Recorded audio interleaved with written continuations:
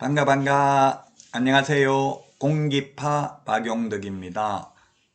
공인중개사법 기출타파 23회 14번 문제입니다.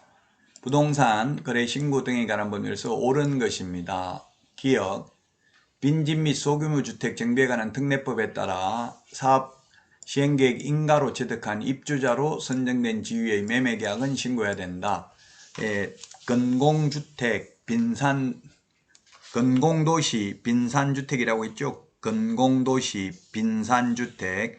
우리 프린터 핵심 비교정리 프린터 12번에 있는데 8개 법률에 의한 공급계약 부동산거래 신고해야 됩니다. 건축물의 분양에 관한 법률, 공공주택특별법, 도시개발법, 도시 및 주거환경영미법, 빈집 및 소규모 주택 정비에 관한 특례법, 산업입지 및 개발에 관한 법률, 주택법, 택지개발 촉진법에 의한 공급계약 부동산거래 신고해야 됩니다. 기억은 맞습니다. 니은은 개업공개사 중개로 계약이 성사된 경우 계약 일방 당사자가 국가 등이라 하더라도 국가 등이 신고하는 게 아니라 개업공개사가 신고를 해야 됩니다. 부동산거래 신고는.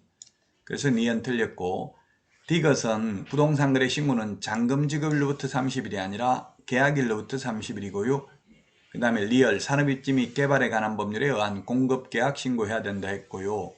그 다음에 신고 필정은 즉시 교부하는 게 아니라 지체 없이 교부합니다. 지체 없이. 그래서 틀렸습니다. 따라서 옳은 것은 했는데 옳은 것은 14번에 옳은 것은 3번이 되겠죠. 3번.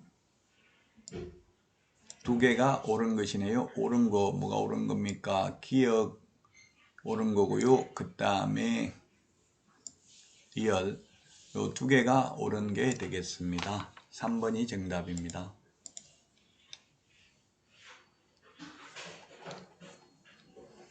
자, 다음은 15번 문제 보도록 하겠습니다. 15번 문제.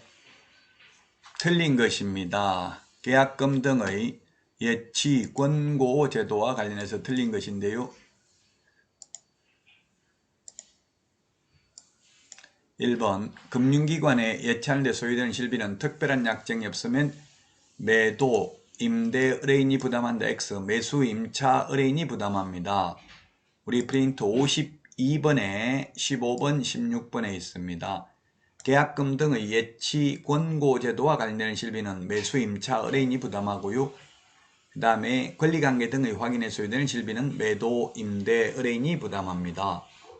왜 예치합니까? 이거 매수인이 불안하니까 예치하는 거죠. 따라서 매도인이 부담하는 게 아니라 매수인이 부담하고, 그러나 권리관계 등의 확인에 소요되는 실비는 매도, 임대 의뢰인이 부담한다. 왜냐하면 민법 판례에 의하면 완전한 소유권을 넘겨주고 잔금을 받는 게 동시이행관계에 있습니다.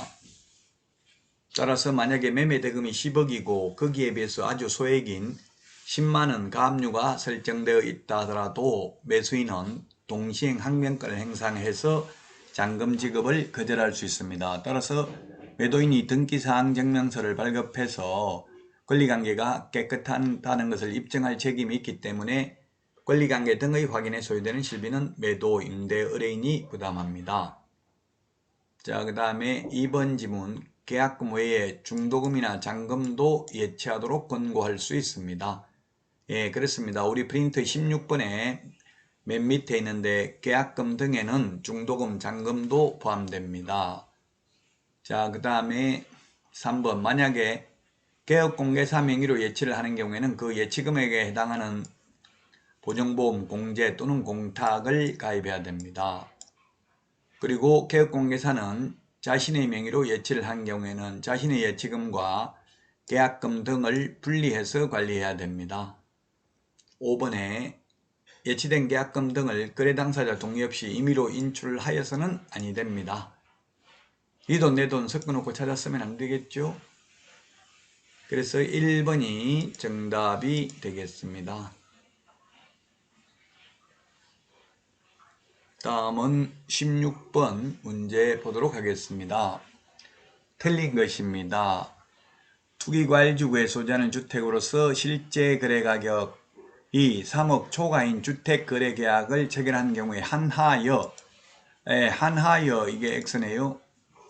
자금 조달 계획을 신고해야 된다 했는데 규제 지역의 경우 투기 과일 지구나 조정 대상 지역은 금액과 상관없이 모든 거래에 대해서 자금 조달 계획을 제출해야 됩니다. 비규제 지역은 6억 이상이죠. 그래서 1번이 틀렸고요.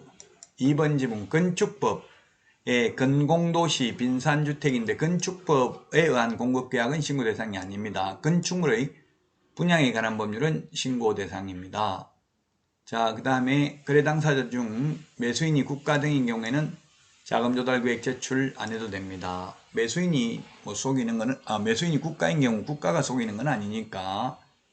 자, 그 다음에 4번에 중개거래인 경우에는 일방 당사자가 국가 등이라도 개업공개사가 부동산 거래 신고를 해야 됩니다. 5번 부동산 거래계약을 신고하려는 자 중 매수인 외의 자가 자금조달 입주계획서를 제출하는 경우 매수인은 부동산 거래계약을 신고하려는 자에게 거래계약 체결일로부터 25일 이내에 자금조달 입주계획서를 제공해야 됩니다. 신고하려는 자가 중개거래면 개업공개사죠? 그럼 개업공개사는 그걸 받아가지고 30일 이내에 부동산 거래 신고할 때 입력을 하면 됩니다. RTMS 국토부 홈페이지에 자금조달 계획을 입력만 하면 되죠.